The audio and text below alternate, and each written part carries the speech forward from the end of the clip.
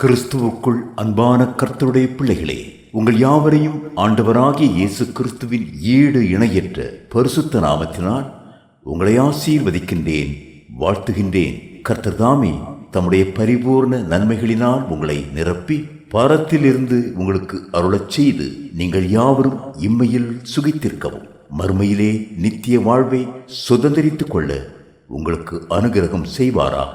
வாரம் ஒரு மிஷனரி என்கிற தலைப்பில் இந்த வாரம் நாம் பார்க்க இருக்கிற மிஷனரியின் பெயர் வில்லியம் மில்லர். மில்லர் அவர்கள் 13 ஜனவரி 1838 ஸ்காட்லாந்தில் உள்ள தர்சோவில் பிறந்தார்.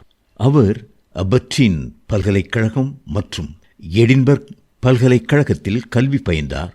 அவர் 1862 ஆண்டு தனது 24வது வயதில் ஃப்ரீ சர்ச் ஆஃப் ஸ்காட்லாந்து சபையின் மிஷனரியாக சென்னைக்கு வந்தடைந்தார்.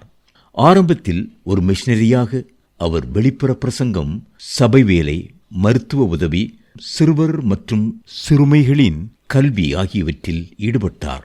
1837 ஆண்டு ஏப்ரல் 3 ஜான் ஆண்டர்சன் என்பவரால் நிறுவப்பட்ட கிறிஸ்தவ பள்ளியானது வில்லியம் மில்லரின் தலைமையில் கல்லூரியாக வளர்ந்தது.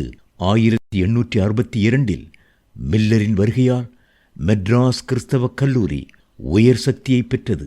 1863 ஆண்டு மில்லர் கிறிஸ்தவ கல்வியால் மட்டுமே இந்தியாவின் தலைசிறந்த தலைவர்களை பயிற்றுவிக்க முடியும் என்று எண்ணினார். ஜனவரி 1, 1877 மெட்ராஸ் கிறிஸ்டியன் கல்லூரி என மறுபெயரிடப்பட்டது.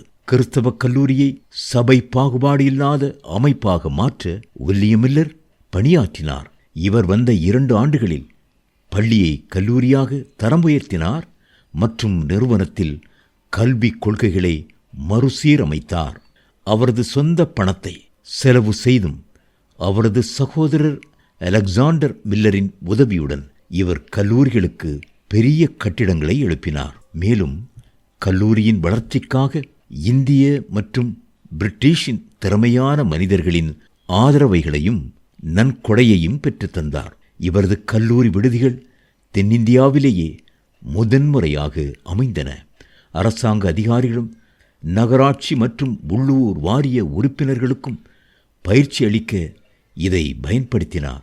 கல்லூரியில் பயின்ற மாணவர்கள் தேசிய இயக்கங்கள், அரசியல் மற்றும் அரசாங்க அலுவலகங்கள் உட்பட அனைத்து துறைகளிலும் முக்கிய பதவிகளை வகித்தனர். மில்லர் தங்கும் விடுதிகள் பல கல்வி மற்றும் கலாச்சார சங்கங்களை திறந்த பெருமைக்குரியவர் இவர். இது இறுதியில் மெட்ராஸ் கிறிஸ்தவ கல்லூரியை தெற்காசியாவின் முதன்மையான கல்வி நிறுவனமாக வடிவமைத்தது. இவர் பிற மத மாணவர்களை அவர்களின் நம்பிக்கையை மாற்றாமல் கிறிஸ்துவின் திசையை நோக்கி நடத்தினார். வெங்கல சக்கரை செட்டி, பி. செஞ்சையா மற்றும் பலர் கிறிஸ்தவத்தில் ஈடுபட்டனர். இவர் 45 ஆண்டுகள் சென்னை கிறிஸ்தவ கல்லூரியின் செயல் முதல்வராகவும் 16 ஆண்டுகள் கௌரவ முதல்வராகவும் பணியாற்றினார். மேலும் இந்தியா முழுவதும் ஒரு கல்வியாளராக அரசாங்கத்தின் கல்விக் கொள்கையை வடிவமைக்க உதவினார். மேலும் மெட்ராஸ் பல்கலைக்கழக சிண்டிகேட்டின் முன்னணி உறுப்பினராகவும் பணியாற்றினார். இவரது கல்வி பணிக்காக அரசாங்கத்தின் பாராட்டு மற்றும் நிதி உதவியை பெற்றார். இவர் 1901 ஆண்டு மெட்ராஸ் பல்கலைக்கழகத்தின் துணைவேந்தராக நியமிக்கப்பட்டார். 1907 ஆண்டு உடல்நலக்குறைவு காரணமாக இந்தியாவை விட்டு வெளியேறி ஸ்காட்லாந்தின் எடின்பரோவில் வசித்தார். 1923 ஆண்டில் தனது 85வது வயதில் தேவராஜ்யத்தை சென்றடைந்தார். தனது புதிய சிந்தனையால் சுவிசேஷத்தை அநேக மக்களுக்கு கொண்டு சென்ற வில்லியம் மில்லரைப் போல கிறிஸ்துவை அநேக மக்களுக்கு கொண்டு செல்ல எங்களுக்கு கிருபை தாரும் கர்த்தாவே. ஆமேன்.